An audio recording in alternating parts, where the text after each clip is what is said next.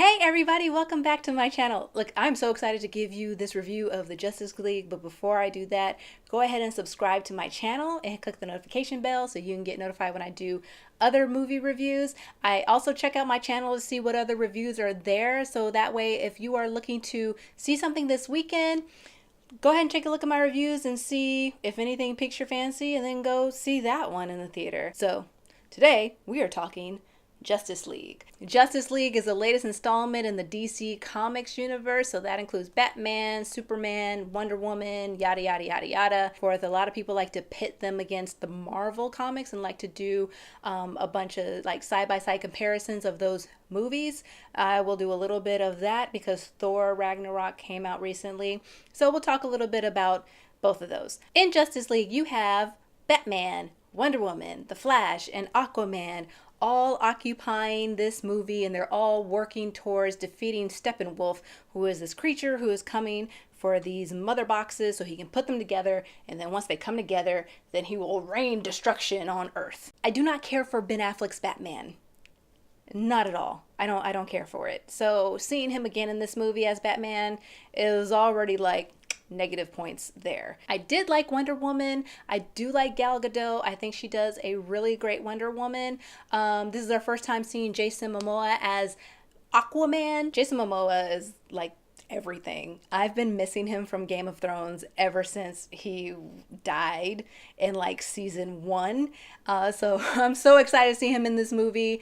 And Aquaman is fun. The eyes are a little bit weird, but whatever, he's fun. Then you have The Flash, who actually reminds me a little bit of the latest casting of Spider-Man. Both these kids are, very charismatic, very smart, kind of on the nerdy side.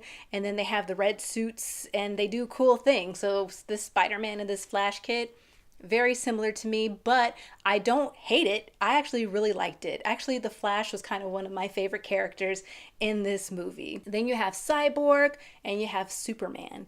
And there has been a lot of talk, and I'm glad there was, because I was sitting in the theater looking at Cyborg and looking at Superman going, what is wrong with their faces? And also Steppenwolf. The CG on Steppenwolf to me just seemed a little bit weird, but I was like in the second row in the theater. I was very close to that screen because it was opening weekend and a lot of seats are sold out. So I'm thinking maybe I'm too close and things are just a little too large and it's not looking right. But people have confirmed on the internet that all of this was just a little bit weird. So with Cyborg, it was kind of like, it wasn't really a real person's face, it was CG, which to me, I couldn't understand why that was necessary. Why they couldn't either put prosthetics on the actor or they couldn't make the metal part CG and keep his face intact. I mean, listen, I'm not trying to tell anybody how to do their job. I know nothing about computer generated graphics. I wouldn't know where to start. If you put me in front of a computer and was like, make Cyborg, it would probably look like a really bad stick person with a red eye. I wouldn't know how to do it. So I don't even know if what I'm suggesting is even possible or the best option. All I know is that it looked weird to me. Oh, and then turns out that Henry Cavill, who plays Superman, had a mustache, I guess that he needed for some other role. And so instead of him shaving it off, they decided to go ahead and shoot him with the mustache and then CG shave the mustache off, which didn't quite work. Nice try though.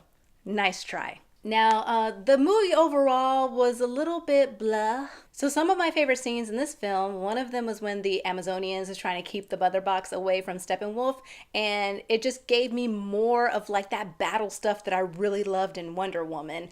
It was just really cool. I just love to see women kicking ass. Crouching Tiger, Hidden Dragon is like one of my favorite films. Then the other one that I liked a lot was the fight scene between Aquaman and Steppenwolf underwater. Now, I don't know if there's ever been a fight scene quite like this that takes place underwater. To me, it seemed like this was like a novel thing and they attacked it, and I think that it was done pretty well. So if you know of any other movies that have done that, kind of like that, let me know, because nothing was coming to my brain, and I'm trying to give the DC people and these filmmakers props for this scene, but maybe it's been done before. I don't know. Now, comparisons to Thor Ragnarok. I enjoyed Thor Ragnarok way more. And you can see my review. I'm going to post it up here, so go ahead and check that out. So I'm not going to get into too many details about Thor, but I will say what I liked about Thor more is I think it looked a lot better. I think it was a lot funnier. I think that the story was a little bit more interesting than what was happening in Justice League. So I would tell you that if you are going to the movies, you don't know which one you want to see, my personal recommendation, go see Thor Ragnarok. In Justice League, like I said, there are some redeeming qualities about it, but I think you should go ahead and get that Thor in first and then see Justice League later. That is it for my review of Justice League. Go ahead and hit the subscribe button if you really liked what you saw, and then hit the like button so you can tell YouTube that this is the kind of stuff that you want to see. I really appreciate you sticking around and watching this video thus far, and I will talk to you on the next one.